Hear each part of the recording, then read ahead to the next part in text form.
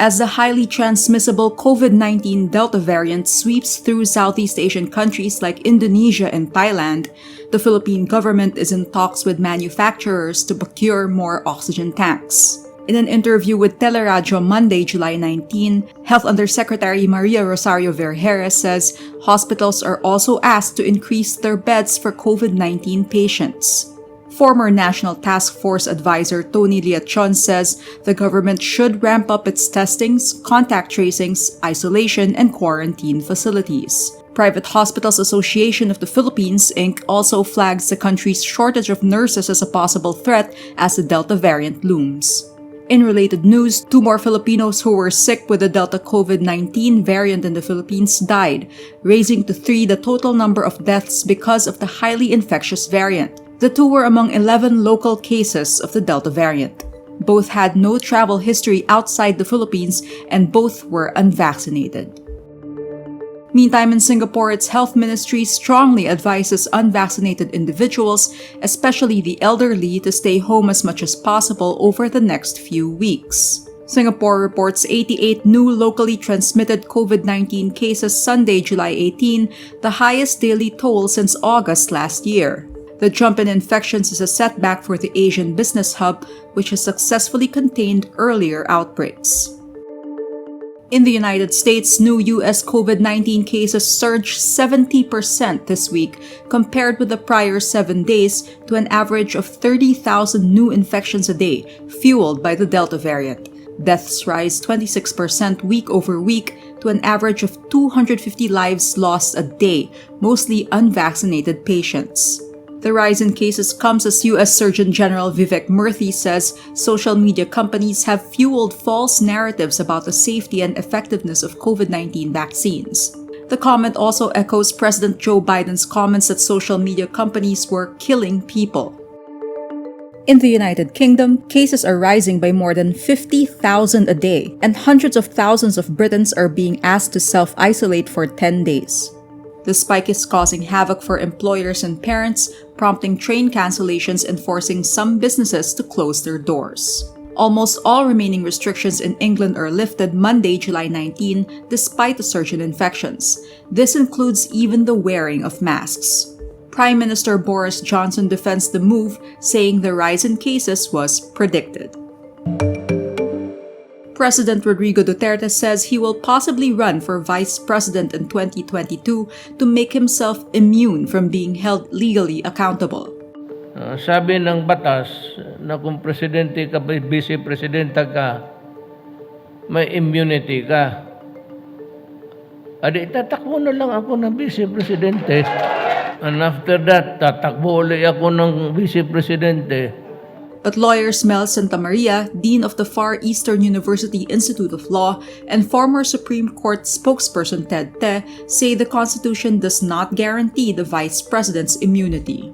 The remark follows Duterte's rants against critics Supreme Court Justice Antonio Carpio and former Senator Antonio Trillanes IV. The president also rails against the International Criminal Court, which is set to decide whether or not to formally open an investigation into his controversial campaign against illegal drugs. In the same speech, Duterte also makes light of the role of a vice president. The job of the vice president is to lie down on his official residence and wait hanggang mamatay siya. In related news, members of the PDP Laban oust Senator Manny Pacquiao as party president over the weekend, declaring positions of officers vacant during a National Assembly Saturday, July 17. The group, led by the party Vice Chairman Energy Secretary Alfonso Cusi, announces the vacancies of all national officer positions and committee chairs during the party assembly in Clark, Pampanga. Cusi is later elected party president in place of Pacquiao. Pacquiao, currently in the United States for his boxing match with Errol Spence Jr., does not recognize the PDP Laban meeting. After 5 years of flip-flops, jokes, and contradicting statements, President Rodrigo Duterte makes it clear where he stands on China's aggression in the West Philippine Sea. The president's actions and statements so far reveals an obvious pattern of appeasing China. Read this in-depth piece by Sofia Tomacruz and Jairo Bolledo, Duterte and the West Philippine Sea, a strategy of failed compromises. An Olongapo court chunks the first known anti-terror law case against Aetas Japper Gurung and Junior Ramos. The court says it was a case of mistaken identities. Soldiers who were witnesses made blatant inconsistencies, as both are Aetas who share with other Aetas common physical characteristics of dark skin tones, short stature, and curly hair. The judge also orders the release of Gurung and Ramos from the Olongapo City Jail, where they have been detained since August 2020. The court also says the warrantless arrest of the two was unlawful. The government accused the two Aetas of being members of the armed New People's Army who shot at the soldiers and killed one. Prosecutors charged them under Section 4 or committing terrorism under the law. Gurung and Ramos were initially represented by the Progressive National Union of People's Lawyers, but the government convinced them to drop NUPL and be represented instead by the Public Attorney's Office. The lower court did not tackle the constitutionality of the highly contested anti-terrorism law. Meantime, the Anti-Terror Council or ATC designates the National Democratic Front of the Philippines or NDFP as a terror group. In a resolution dated June 23 but recently uploaded on its website, the ATC says members of the NDF continue to lure and/or recruit people to join the New People's Army. The CPP-NPA was designated as a terror group back in December 2020. Tokyo Olympics organizers on Sunday, July 18, report 3 new cases of coronavirus infection among athletes. There are also 10 new cases among media, contractors, and other personnel as the population of the athletes' village swells ahead of the opening ceremony on July 23. Japanese organizers earlier decided to ban spectators from venues of the Olympics in a bid to stem an increase of COVID-19 infections. The number of officials attending the opening ceremony will also be slashed to comply with health safety rules. Tokyo is in a state of emergency until August 22.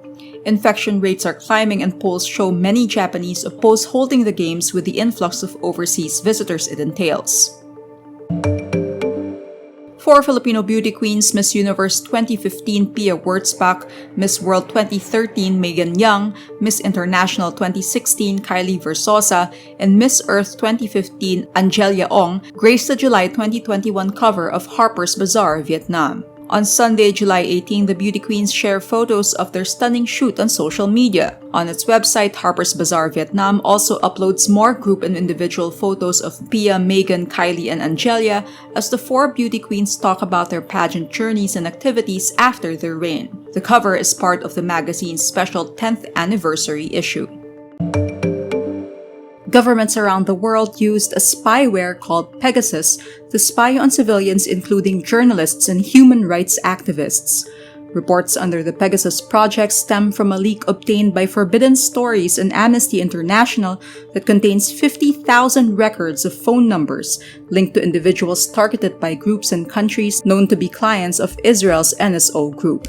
180 journalists tagged in the leaks work at prestigious media companies, including The Wall Street Journal, CNN, The New York Times, Al Jazeera, Associated Press, Le Monde, Bloomberg, Agence France-Presse, The Economist, Reuters, and Voice of America. The device of a journalist or activist is infected through app vulnerabilities or malicious links. The Pegasus spyware is then able to exfiltrate all data on the device. This allows governments to read confidential messages, discover a reporter's sources, listen to calls, see their photos, track their movements, and record conversations by activating the microphone. The Pegasus project is a collaborative investigative report by a consortium of 17 international media outlets.